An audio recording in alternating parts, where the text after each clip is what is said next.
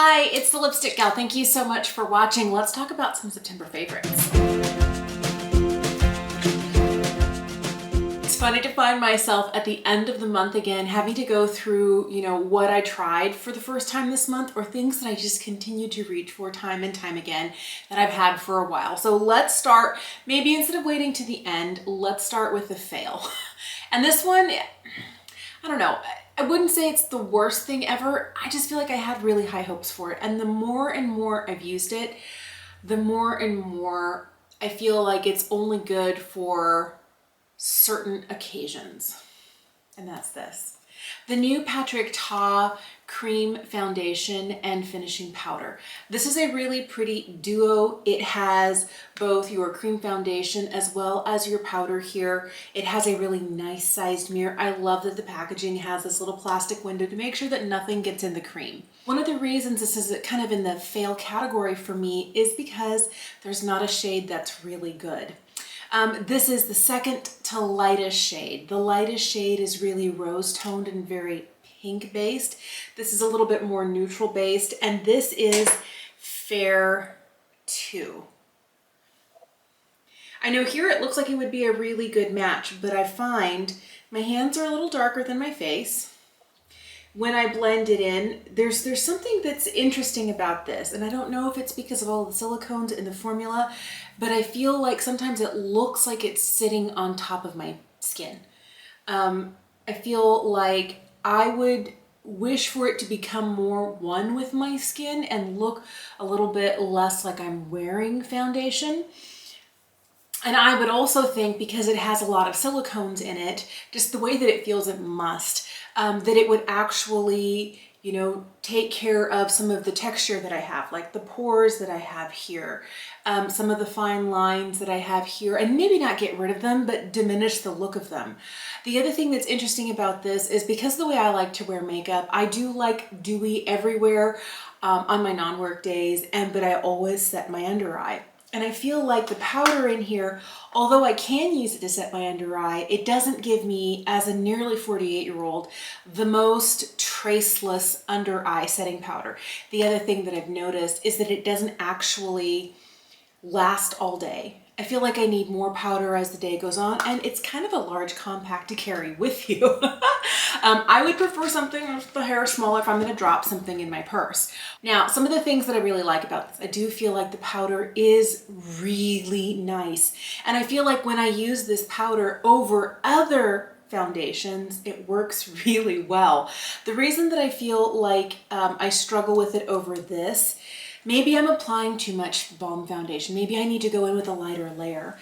But the problem that I've been having is that when I dip a powder brush into here, you'll see some of it happening right around the edges of the pan. There's some hard pan going on. And I feel like when I put my brush in here and then I apply it to my face over the top of this balm, there are minuscule amounts of balm that get on the bristles. And then I go in for a second dip. And the next thing I know, I have hard pan throughout this powder.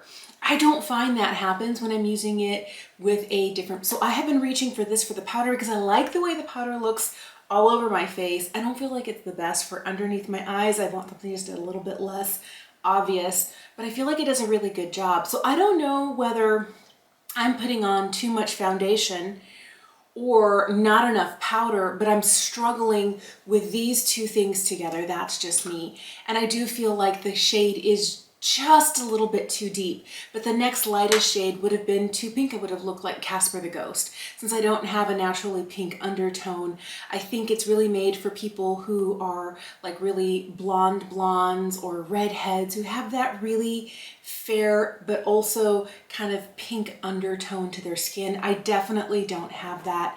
And this is the best match out of all the ones that there are, but I still don't feel like it hits the nail on the head for a perfect skin tone match. All right, so I have been using it. I'm not saying it's terrible. I'm just saying, I don't know, maybe I needed to keep trying it to figure out what I'm doing wrong because I'm not always getting successful looks. All right, things that have been amazing. This is the new bronzer from Beauty Pie, and this is called Awesome Bronze Powder Bronzer. I have the shade Sunny Side. I have to pull it out of the pan because the sticker is not on the back of the packaging. I love that they're releasing refillable packaging. I think that's brilliant.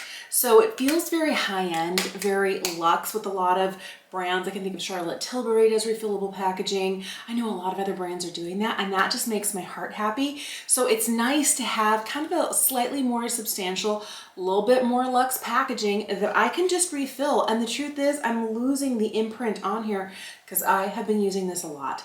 This is the lightest shade of bronzer that Beauty Pie makes. This is what it looks like right here. I'll tell you, it has a nice, slightly satin appearance. I wouldn't say that it's glowy, but it's not like a completely flat matte. Not in my estimation. I feel like it has just a little bit of glow to it, not highlighty, not even like a glowy bronzer, but it just looks just a little bit more like skin and a little bit less like powder. Does that make sense? That's what I like so much about this. And I do feel, because it is slightly warmer in tone, I have used this as the only cheek product at times this month where I just throw it on, no blush, no highlight, just this, and it's gorgeous. This has been a huge favorite of mine. Another bronzer favorite has been this. This is the Bronze Balm from Merit Beauty. I have the second to lightest shade in Clay. So here's Clay and here's the lightest shade in Sunnyside from, and I'm glad I didn't get the lightest shade. I feel like the lightest shade in this product here would have been a little bit too yellow leaning. I have a couple of bronzers that tend to lean a little bit yellow, and they always make my skin turn a little sallow. I always look like I'm like something's not quite right. So with my undertone, this shortest shade is really, really nice. And just remember, I wear the lightest or the second to lightest shade in foundations and concealers from every brand I've ever tried. And you see how fair this is? I don't know who that fair shade in this formula is for, but I like the way this feels. I'm wearing it today. I feel like it's so easy just to draw on and use my fingers and blend, or take a beauty sponge and blend, or take kind of a big fluffy brush like this, a synthetic brush, and just pounce it right on in.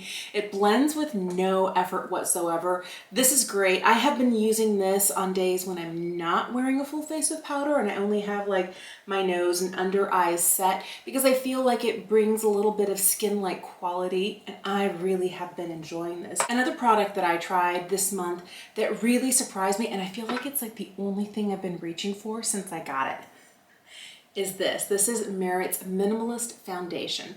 So this is supposed to be kind of like a concealer as well as a foundation. And let me tell you, that's exactly how I've been using it. It's the only thing I have under my eye. I don't have any Beauty Pie Under Eye Genius Corrector, surprise. I don't have any actual like concealer. Like, I really have loved other ones, but the minute I tried this, I feel like it was so easy. And it really elevated my look while still keeping a natural looking face. If you were to see me on my filming days, you would definitely see I have a lot more makeup on if you were to see me in person. But it looks great under all of this light in front of the camera. But on my non-filming days, to look like a real person who's not wearing like a really exaggerated face of makeup, this is exactly what I want. This offers me coverage because it's pigmented, but it also blends out to be nearly invisible. So to go from being full force to being like this, I mean, it's just so good. I have the second to lightest shade in this. I think it's called Silk. It's called Silk. But it actually is a really great shade match for me.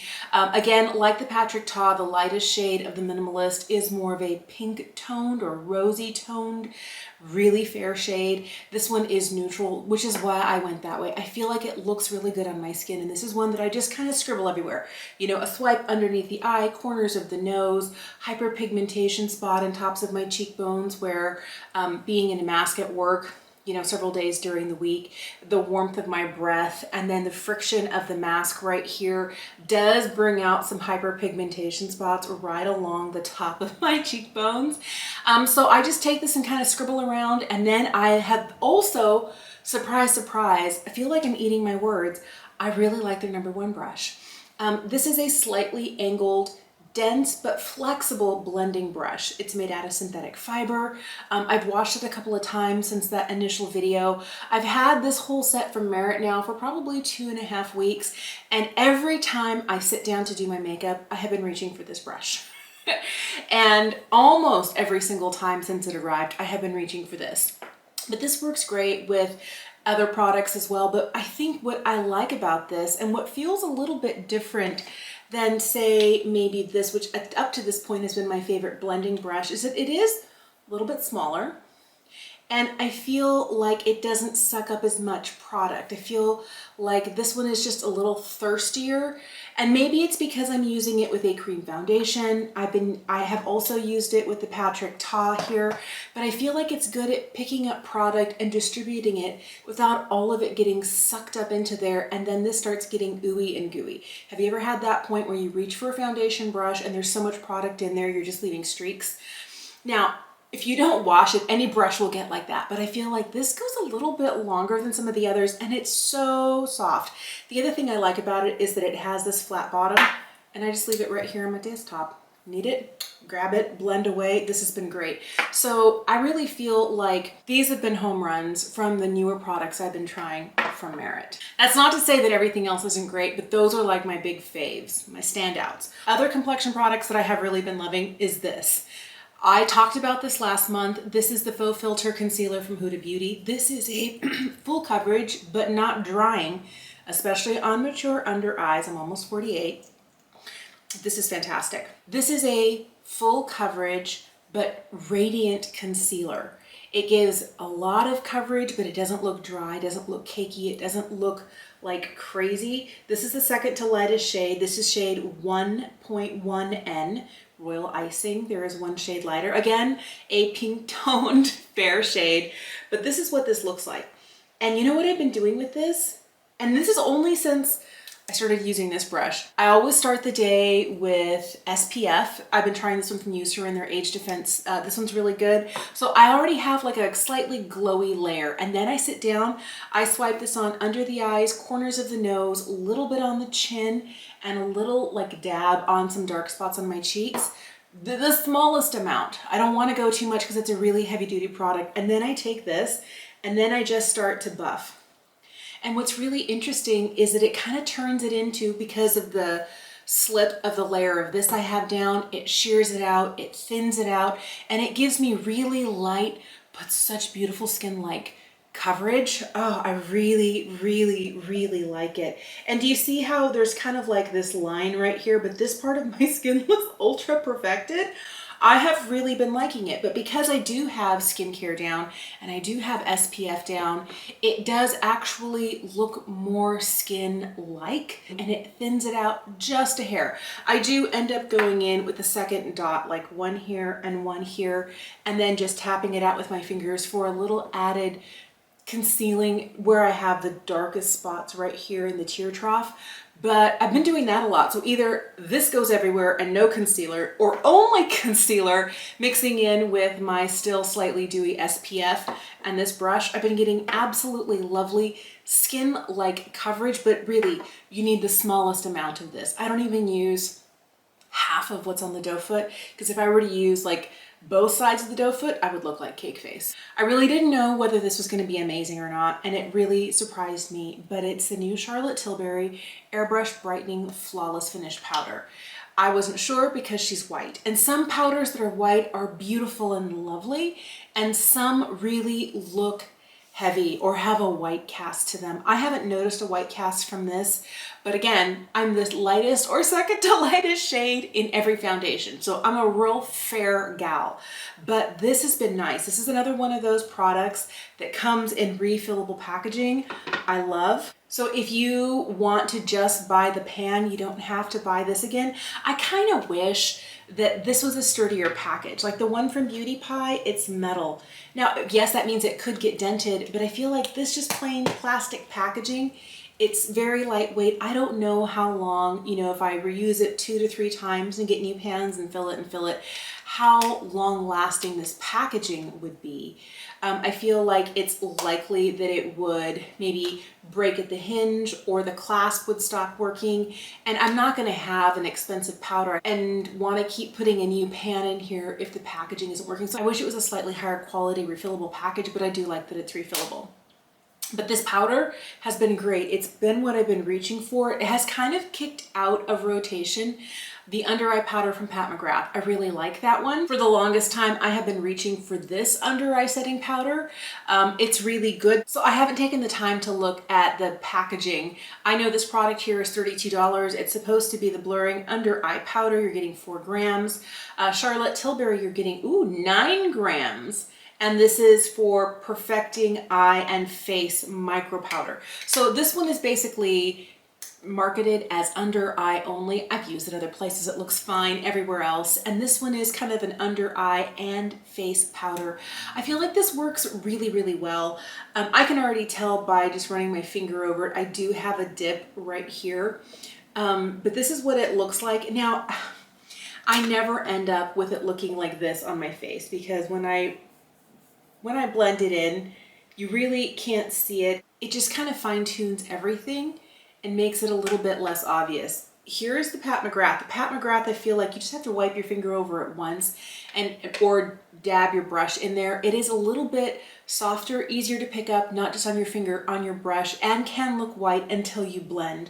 But I don't feel like I need a lot before it's pretty obvious. Let me see, this one is right here. Let's go over here for this one.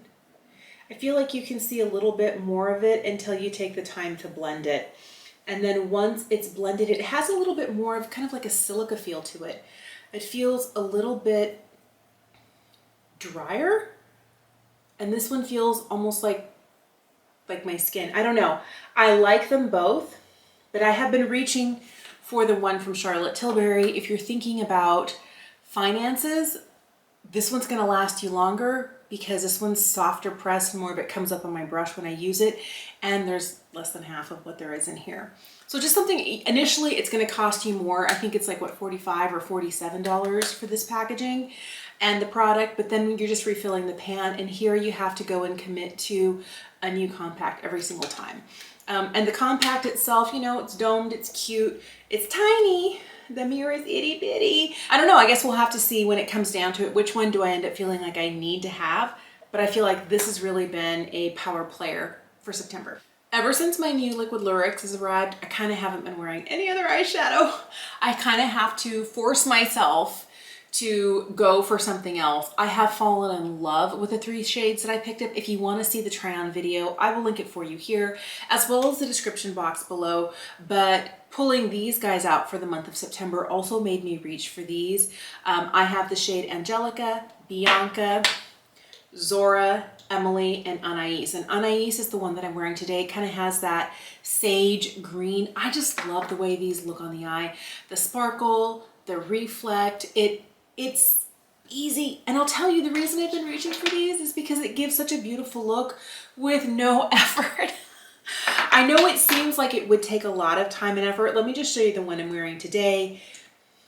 Comes on a doe foot. I swipe it on my eye and then I just start patting it out. I'm not really rubbing it. I find that I get glitter fallout when I do that, but if I just tap it out with my finger like this, I can disperse color, thin it out, and then right along the edge right here to lightly disperse the sparkle so I don't have a harsh edge. And then look at that.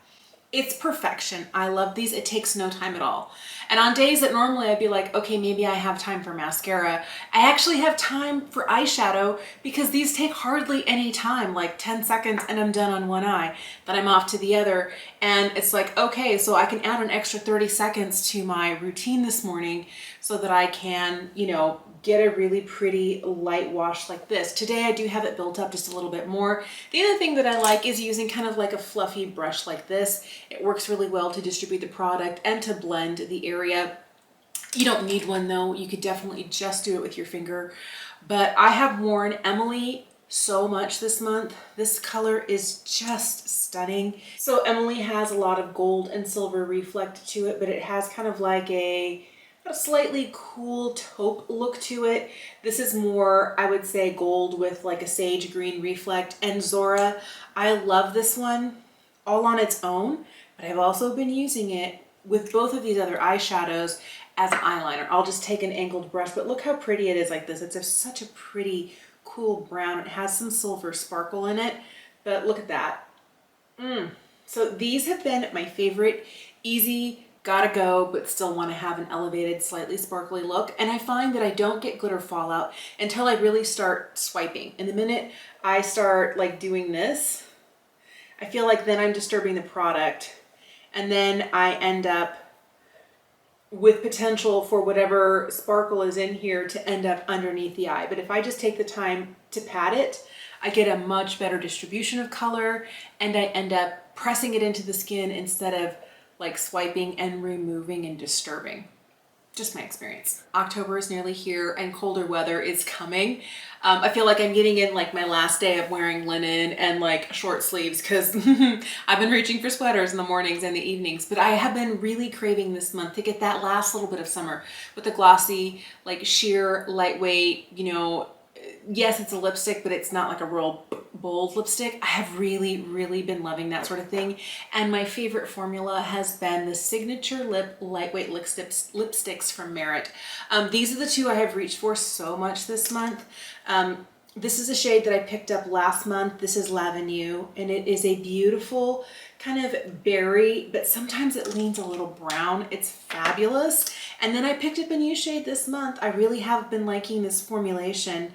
This is the shade Cava, which is kind of like, I don't know, it's not quite terracotta, it's not really quite orange, it's definitely not a red, but it is such a beautiful, fun, spicy flavor. I have been loving it. I also picked up their lip oil, and this is what I'm wearing today. Oh my goodness, I've been loving this.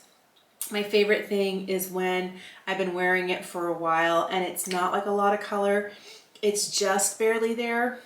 And it looks like this. It looks a little streaky here, but as I wear it, it doesn't actually ever get streaky on my lips. I like the way this makes my lips feel. It makes them feel nourished, it makes them feel hydrated. I feel like if this color gets kind of to the edge of my lips, it never really looks messy and like it's bleeding out. I'm not saying it doesn't go outside of my lip line because I'm almost 48. That's going to happen with a lot of things. But I really feel like this formulation is not so heavily pigmented that you can see like this big smudgy outline. I feel like it looks like pretty slightly blurred lips, but for me it's the way that it feels. It's so beautiful. All right, the other lipstick I have been wearing nonstop and I have mixed today with the lip oil from Merit is one from Lisa Eldridge. I can't stop reaching for this and I love it so much, and it's called Meet Me in Berlin. And this is basically that perfect brown, lightweight, sheer nude lipstick.